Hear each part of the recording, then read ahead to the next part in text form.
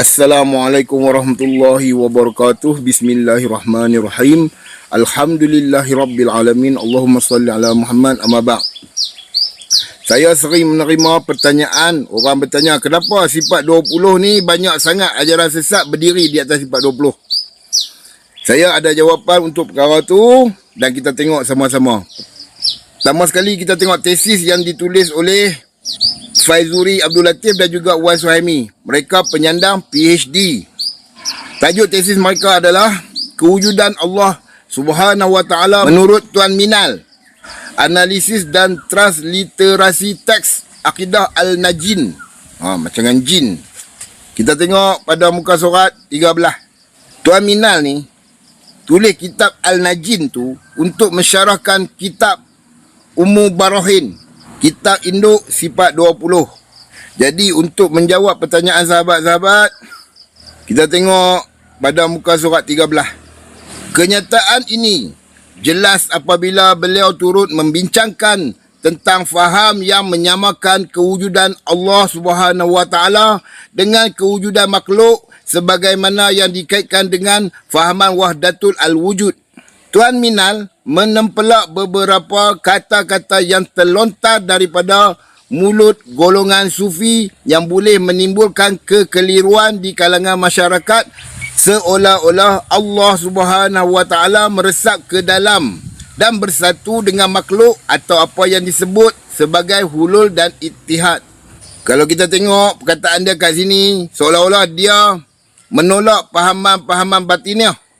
Antara kenyataan yang boleh menimbulkan kekeliruan, yakni waham tersebut adalah seperti kata-kata al-halaj, aku Allah, atau kata-kata setengah yang lain, tiada dalam baju jubahku ini melainkan Allah. Ungkapan-ungkapan seperti ini menurut Tuan Minal tidak harus pada sisi syarak. Kena faham perkataan dia bila dia sebut pada sisi syarak, yakni pada masyarakat awam, kerana ia boleh menimbulkan keraguan dan kegelisahan di kalangan masyarakat. Dahsyat tengok dia macam tolaklah fahaman batiniah. Kita tengok lagi pada muka surat 14. Tuan Minal menjelaskan bahawa kata-kata sebegini lahir dari golongan sufi lantaran mereka terlalu asyik dengan Allah Subhanahu Wa Taala. Dia nak ceritalah orang sufi ni mabuk sampai seolah-olah nampak Tuhan tu duduk depan mereka. Itu perkataan daripada ulama sifat 20. Ini pasti ada penjelasan dan konteks mereka. Nampak tak? Dia defend. Tadi dia macam tolak. Sekarang dia dah defend kepercayaan hulul dan ittihad. Tu kata geng sifat 20 ni, Dajjal, setan, iblis mereka lah. Cakap pusing-pusing. Lebih pusing daripada Yahudi. Tadi macam tak setuju. Ni macam setuju. Kita baca sekali lagi. Ini pasti ada penjelasan dalam konteks mereka. Bila sebut ada penjelasan, makna kata dia dah menerima konsep hulul dan ittihad. Namun untuk menyebarkan fahaman tersebut kepada masyarakat awam, ia adalah satu kesilapan. Kerana mereka belum bersedia untuk memahami dan menerima fahaman seperti ini, memandangkan pengetahuan agama yang terhad yang dimiliki oleh mereka. Nampak tak? Biadab tak biadab? Korang ajak tak korang ajak ni? Nama apa Tuan Minal ni? Tadi dia macam tolak. Sekarang dia kata apa? Orang awam tak boleh terima sebab mereka tak cukup ilmu. Dalam Aswaja, nak cukup ilmu, kena belajar apa? Nur Muhammad.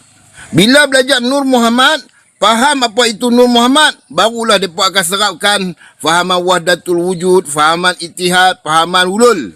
Nampak tak?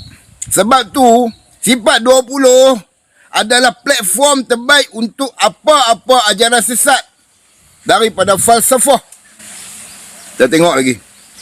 Dalam setengah situasi, meskipun fahaman hulul dan ittihad ini tidak disebarkan oleh golongan sufi, namun kata-kata yang tercatat dalam karya mereka boleh dicedok secara bebas oleh masyarakat awam. Sehubungan itu, menurut Tuan Minal, kejahilan masyarakat yang bertaklid semata-mata kepada kata-kata tersebut boleh menjerumuskan mereka ke lembah kekufuran dan kezindikan.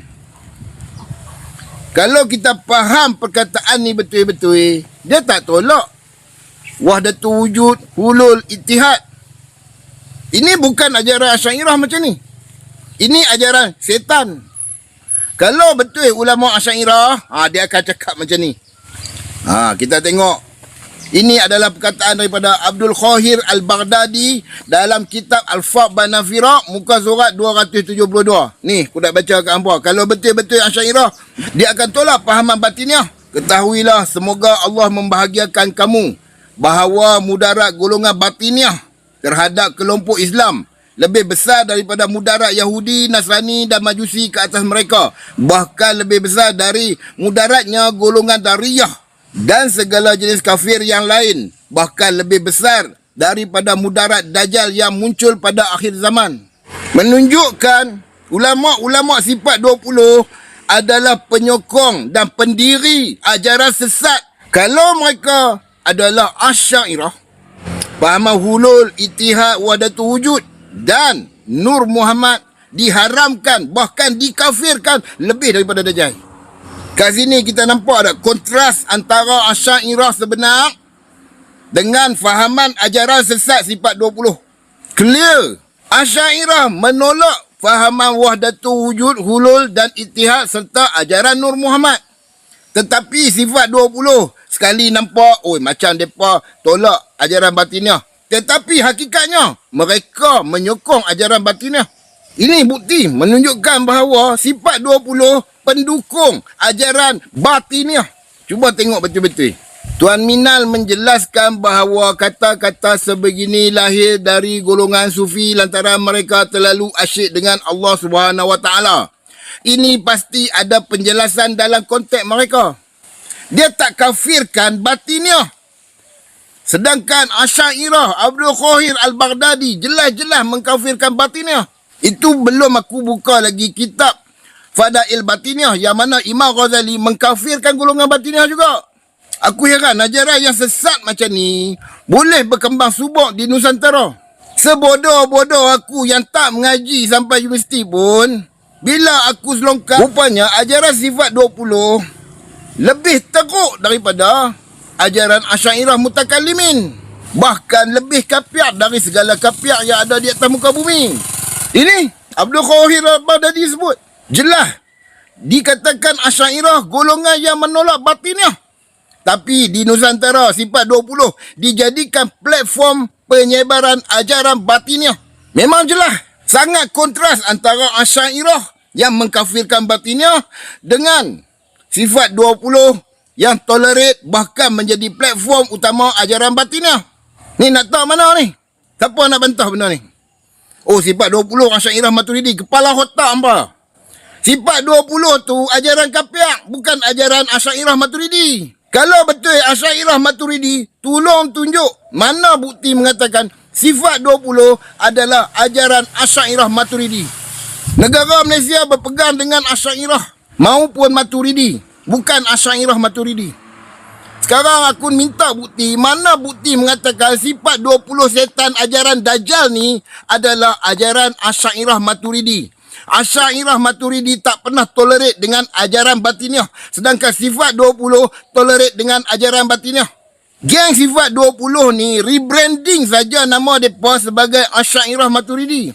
Wahal ajaran batiniah, bukan Asy'ariyah Maturidi. Sebab tu aku ulang sekali lagi, mana bukti mengatakan ajaran sifat 20 selaras dengan Asy'ariyah ataupun Maturidi.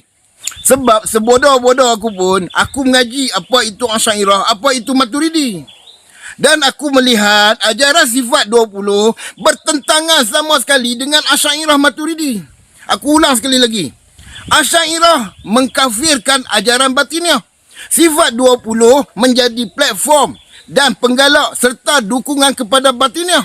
Tapi mereka melindungi fahaman tersebut daripada orang awam. Kononnya orang awam tak faham, melainkan orang awam kena belajar Nur Muhammad, kena belajar aliran batiniah. Kepada Ustaz Hazar, PU Faiz dan ustaz-ustaz yang mendukung sifat 20, tolong tunjuk ke aku di mana bukti mengatakan bahawa sifat 20 adalah ajaran Asy'ariyah Maturidi. Ada orang tanya, Hadi, hulul dan ittihad tu apa dia? Okey, kita tengok dulu hulul tu apa dia. Hulul. Definisi, hulul bermaksud penjelmaan atau inhabitation ikut keyakinan bahawa Allah boleh hadir atau menempati jasad manusia. Tokoh utama Al-Husain bin Mansur Al-Hallaj 858 Masihi sehingga 922 Masihi. Inti ajaran Al-Hallaj terkenal dengan ungkapan ana al-haq, akulah yang maha benar, yang dipahami oleh sebahagian sebagai dakwaan dirinya bersatu dengan Tuhan. Kontroversi dia, hulul dianggap menyimpang oleh ramai ulama. Ia seolah-olah menafikan perbezaan mutlak antara Khaliq, yakni pencipta, dan makhluk. Akibatnya, Al-Hallaj telah dihukum mati di Baghdad pada tahun 922 Masihi. Yang kedua, ittihad. Ni, ulama ni, geng-geng mak lipat bukan kenal pun. Al-Hallaj mereka tak kenal. Yazid Al-Bustami pun mereka tak kenal. Yang mereka kenal Dr. Nia. Okey, kita tengok. Ittihad. Definisi ittihad bermaksud penyatuan ataupun union, iaitu pengalaman rohani di mana seorang sufi merasa dirinya lenyap dalam kehadiran Tuhan. Tokoh utama Abu Yazid Al-Bustami 804 hingga 874 Masihi. Inti ajaran Abu Yazid menekankan fana, yakni lenyapnya ego ataupun keinginan sehingga rohnya seolah-olah bersatu dengan Tuhan. Beliau digelar sebagai pengasas konsep ittihad kerana ungkapan-ungkapan estatisnya seperti subhani ataupun ada yang sebut subhana, ma'azzama sya'ni, maha suci aku, betapa agungnya urusanku, yang dipahami sebagai luapan pengalaman rohani. Perbezaan hulul dan ittihad. Ittihad lebih kepada pengalaman batiniah dan metafora rohani, bukan dakwaan literal Tuhan masuk ke dalam jasad seperti manusia, yakni hulul. Dua-dua ni, ajaran hulul dan ittihad ni tak ada dalam Islam. Ini dinamakan pengalaman setan. Nabi pernah ajar hulul, ittihad, wahdatul wujud, Nur Muhammad. Ada? Kalau ada tunjuk ah. Takkan nak bawa hadis palsu hampa tu kat tapak kaki ku je. Bawa yang original lah. Dr. Jahid sendiri pun dah tak berani mengatakan adanya hadis Nur Muhammad. Last sekali aku nak cakap, sifat 20 bertentangan dengan ajaran Asy'ariyah dan juga ajaran Maturidi. Ajaran Asy'ariyah dan ajaran Maturidi menentang keras ajaran wahdatul wujud, ajaran batiniah. Sifat 20 memang nampak macam Asy'ariyah, Maturidi. Tapi kalau kita kaji dalam-dalam, ajaran yang dibawa adalah ajaran batiniah yang dikatakan paling kapiak di atas muka bumi oleh ulama Asy'ariyah. Sifat 20 secara kulit nampak macam Asy'ariyah Maturidi, tetapi hakikat dia adalah ajaran yang paling kapiak di atas muka bumi, ajaran yang menyokong, mendukung ataupun mensupport ajaran batiniah. Hulul dan ittihad kena belajar melalui Nur Muhammad. Itu yang disebutkan oleh Tuan Minal. Bila masyarakat faham Nur Muhammad, baru dia faham hulul dan ittihad. Kalau tak faham Nur Muhammad, masyarakat akan anggap hulul dan ittihad sebagai kapiak. Ya, sebenarnya betul. Sebab tu mereka gunakan sifat 20 sebagai membenarkan ajaran hulul, ajaran ittihad dan juga wahdatul wujud yang menggunakan platform Nur Muhammad. Jadi lepas ni jangan pelik dah. Kalau kita tengok geng-geng batiniah, geng-geng wahdatul wujud, hulul dan ittihad berada di atas sifat 20. Kenapa? Memang itu ajaran mereka. Hakikatnya sifat 20 adalah batiniah. Tolong bantah. Aku nak tengok. Sebab aku ada banyak lagi nak bawa keluar bahawa sifat 20 adalah ajaran sesat batiniah yang menggunakan nama Asy'ariyah dan Maturidi. Wahal ajaran mereka bertentangan dengan aliran Asy'ariyah, bertentangan dengan aliran Maturidi. Sekian, Assalamualaikum.